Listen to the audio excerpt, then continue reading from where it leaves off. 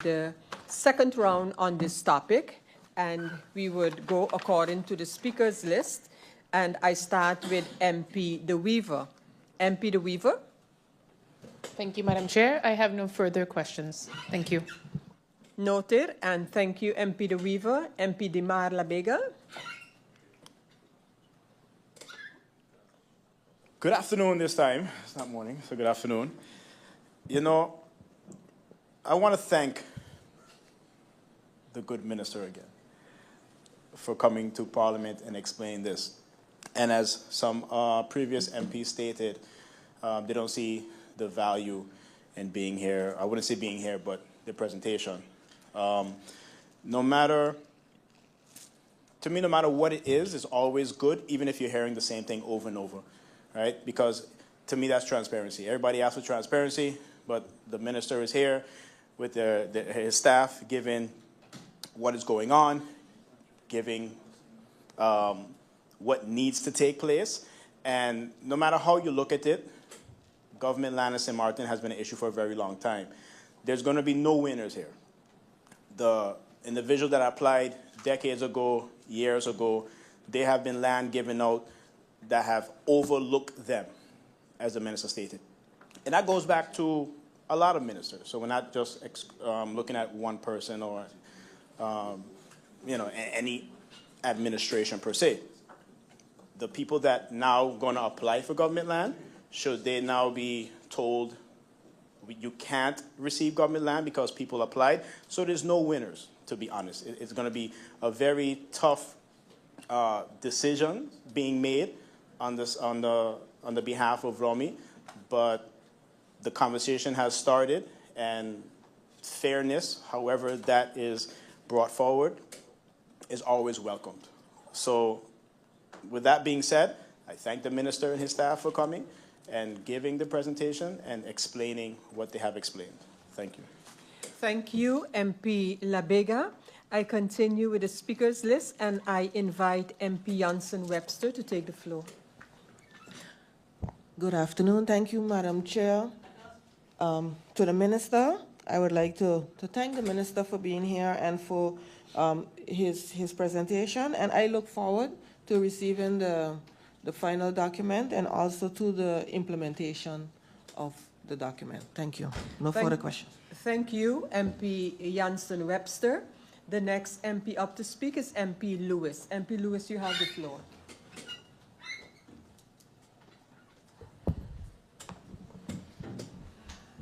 Minister, through you, Madam Chair, I find this is a very important topic, not just to me, but of course to the vast majority in our beautiful country.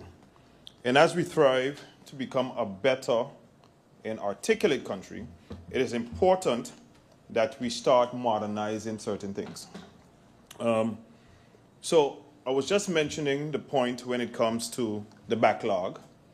And if the Ministry of Romy is planning to digitalize incoming documentation, it's sad to know that we only have 4 employees.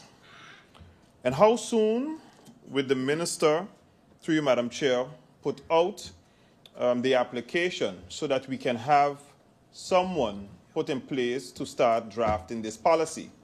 Because at the end of the day, the people is suffering, okay? So I think we need to start accelerating the process of hiring an individual that can start drafting this policy. So how soon is the minister planning to put it out there that we can start this recruitment drive so that this policy can commence? Why is the ministry allowing individuals to purchase and sell property only for them to be informed when they apply for a building permit 3 years later that the land is designated for agricultural use despite being intended for construction? I have received numerous complaints from frustrated individuals who purchase land with the expectation of building their homes, only to later discover that a lot is restricted to agricultural use. What step is the ministry taking to prevent such misunderstandings? In saying so, in this policy, would we have a zoning outlining what is for agriculture, what is for residential, what is for commercial? Does the ministry have a system in place that allows prospective buyers to verify whether a parcel of land is designated, as I said, for residential, agricultural, or any use before purchasing? If not, are there plans to implement such a system? How long does the government have to process a building permit request? I would like to know the exact article of the law that governs this matter. There has been much talk about the boardwalk and expanded beach to protect the coastlines. Is that still in Vromi's bucket list as an initiative to be handled in the near future? What measures are in place to ensure that the distribution of land is conducted in a transparent and fair manner, preventing favoritism or corruption? I think you already mentioned that, but that was one of my questions. How does the ministry ensure that land allocation policies promote social equality and prevent marginalized communities from being disadvantaged? With that, I conclude my questioning. Thank you, Madam Chair. Thank you, MP Lewis. The next MP up to speak is MP La Cruz. Thank you, Madam Chair Lady. Madam Chair Lady, it is not to be in any way whatsoever difficult, but I'm even more worried now. And I want to explain so the minister could understand exactly what I mean. We have two different situations. We have a situation A, where now we're going to use some CapEx money and buy some land from a private family, and it's going to become government land, and now we can give this land out. That's situation A. No one has ever requested that piece of land because that piece of land did not, never belong to government. The situation B is there is a property in cul-de-sac area. This property belongs to government. I went to Cadastre. I asked at Cadastre, is there any government land available? They took in cul-de-sac area, and I was told, yes, this is available. It got mapped out. I got that document. I put in that request by government for that specific piece of land. What I am understanding from the minister is that he is saying that even that will again go out, that everyone could bid on that piece of land, while I have been waiting 5, 10 years, 15 years for a reply from government for that piece of land. That I don't understand. That I don't understand at all, at all, at all. I think when putting that policy together, there should be a difference between what is already there and who has requested it. And I understand that you might not be able to find all those requests. Trust me, I've been down in Vromi and I've seen it myself. So, like my colleagues mentioned, digitalizing should be a priority, but this is a problem. This is a big problem. This is something to you, Madam Chair Lady, to the minister, that is going to even be a bigger problem than any other problem that has existed. Because eventually people are going to say favoritism. Because what will stop now, for example, it comes out, my brother knows that it comes out, he puts in for a piece of land, and then it is said that he received that piece of land because he is my brother, while others were already there waiting. So, Madam Chair Lady, to you, to the minister, once that policy is in place, I'd like you to read it over 100 million times, because it could be damning, damning, damning, damning to everything and everyone. Thank you, Madam Chair Lady. Thank you, MP La Cruz. We continue with a list of speakers, and I invite MP York to take the floor. Thank you, Madam Chair. To you, Madam Chair, I just have a few questions for the Minister. Madam Chair, I heard a lot of, and one of the previous speakers spoke on it again, transparency. And what I'm about to say is no pointing the fingers towards the Minister about transparency, but about the topic in general, about the word in general. We should not only be transparent within government or government towards Parliament, but also the requesters as well, right? And in one of the Minister's explanation, he alluded to the fact of when it comes to land issuance, it's either you don't hear anything or you get positive news. Something in between there is missing, right? So as well, you have people weekly either going to the government building or approaching the Minister or approaching a member of Parliament out of frustration because they don't know the status of their request. May it be a week old, a month old, a year old, a decade old. And it shouldn't be that only when you're awarded you hear from government and otherwise, zukit marat. So I think in the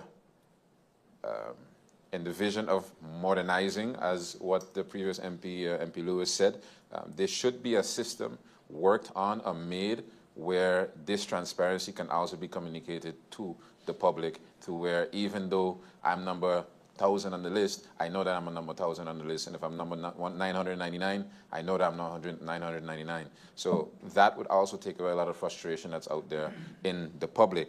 As well, we're talking about land issuance or reissuance, but what about enforcement of the land that has been issued already?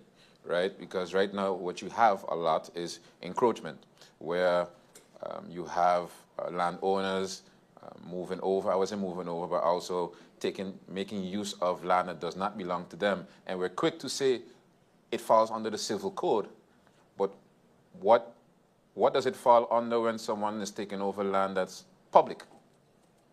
Right? So I'm a landowner, my bound goes up to here, but I go extra 5 meters over, extra 10 meters over, which is public property. What happens then?